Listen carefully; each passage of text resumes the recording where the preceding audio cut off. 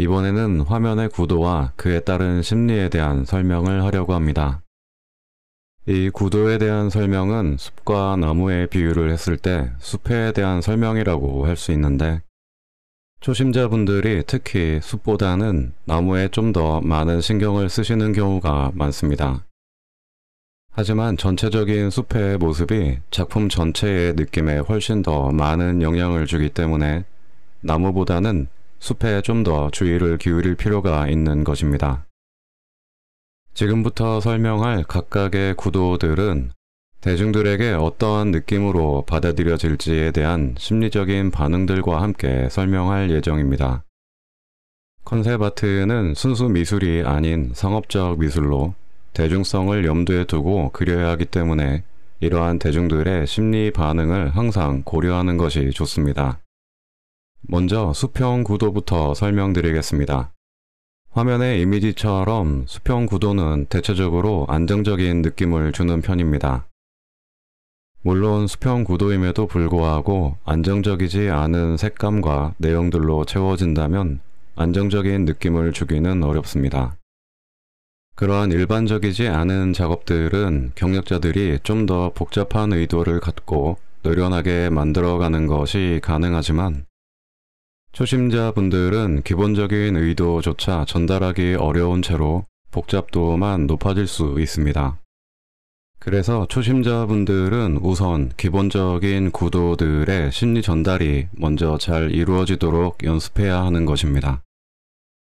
안정적인 수평 구도를 위해서는 색감과 내용도 안정적인 요소들로 채워가면서 작품을 완성해 보시면 좋습니다.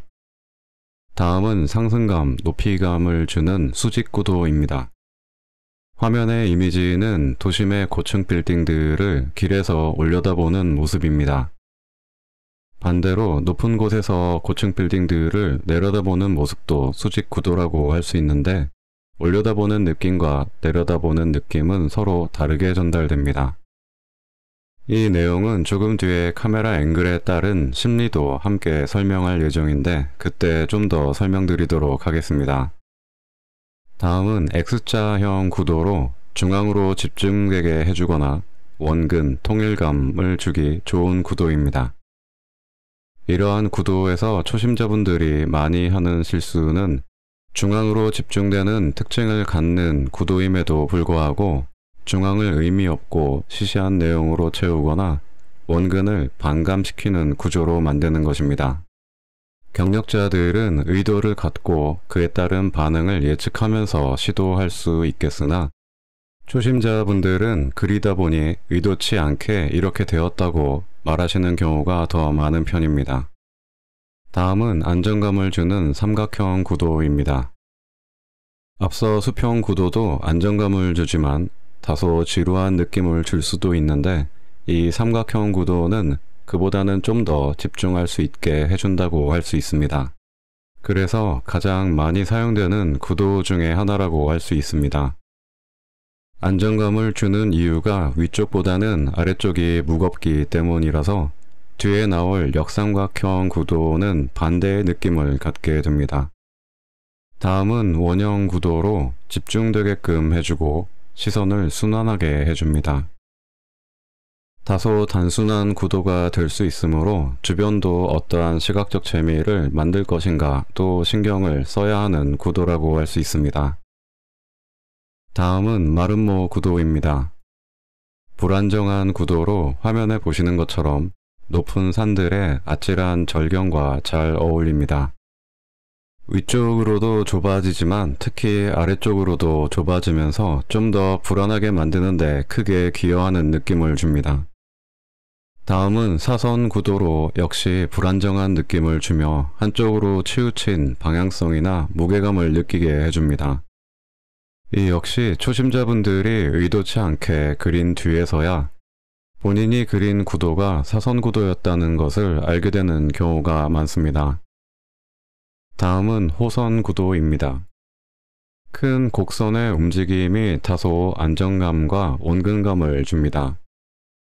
자칫하면 한쪽으로 쏠리게 될 수 있는데, 그렇게 되면 안정감보다는 불안정한 느낌을 줄 수도 있기 때문에 주의가 필요합니다. 다음은 앞서 설명드렸던 안정감을 느끼게 해주는 삼각형 구도의 반대가 되는 역삼각형 구도입니다. 그래서 불안정한 느낌을 주게 되는데, 화면의 이미지에서 우주선의 주변은 수직 구도도 함께 사용되면서 수직 상승의 느낌도 함께 주고 있습니다. 구도는 하나만 사용되기도 하지만 이처럼 두 가지의 구도가 함께 섞여서 사용되는 경우도 있습니다. 다음은 S자형 구도로 부드럽고 크게 움직이는 느낌과 원근감을 주는 구도입니다. 지금 보시는 것처럼 큰 강이 흐르는 장면에 많이 사용되지만 유사한 다른 경우에도 사용할 수 있습니다. 마지막으로 수평 수직 구도입니다. 앞서 설명한 수평 구도의 특징과 수직 구도의 특징을 함께 갖고 있으며 동시에 꽉 짜여진 견고한 느낌을 주는 구도입니다. 지금까지 설명드린 기본적인 구도들에 대한 심리들을 염두에 두면서 작업하는 것이 익숙해지면 기본적이지 않은 다른 변형된 구도들을 만들 때에도 대중들에게 어떠한 느낌을 주게 될지 예상할 수 있게 됩니다. 이와 유사한 카메라 앵글에 따른 심리도 함께 설명하겠습니다. 우선 버즈 아이 뷰 앵글입니다. 주로 설정샷과 같은 용도로 많이 쓰이는데 높은 곳에서 넓은 지역을 한눈에 볼 수 있게 해주고 많은 것을 한 번에 보여주기 때문에 부분 인지하는 데 다소 시간이 걸리는 편입니다. 다음은 하이 앵글로 부감이라고도 부르며 높은 곳 멀리서 객관적으로 내려다보게 해주지만 다소 피사체들을 왜소하게 여기게도 해줍니다. 다음은 아이레벨 앵글로 피사체들과 같은 눈높이에서의 장면을 말합니다. 피사체들과 같은 눈높이이기 때문에 좀 더 안정감과 몰입감을 느끼게 해줍니다. 다음은 로우 앵글로 안각이라고도 부릅니다. 낮은 곳에서 높은 곳의 피사체를 바라보는 앵글로 피사체를 위험있고 공포스러우며 권위있게 느끼게 해줍니다. 마지막으로 경사 앵글은 앞서 설명한 사선 구도와 닮아 있습니다. 그래서 역시 기본적으로 불안정한 느낌을 주게 되고 긴박하거나 혼란스러운 느낌도 줄 수 있는 앵글입니다. 지금까지 다양한 구도들과 카메라 앵글들이 대중들에게 어떠한 심리적인 영향을 미치는지에 대해 설명드렸습니다.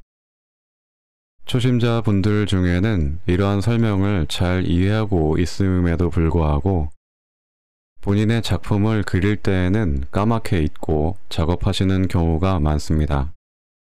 작품을 구상하면서 자료 수집을 하는 내내 계획하고 있는 컨셉 방향과 잘 맞을 만한 구도와 앵글도 함께 고려하는 습관을 꼭 만드시기 바랍니다.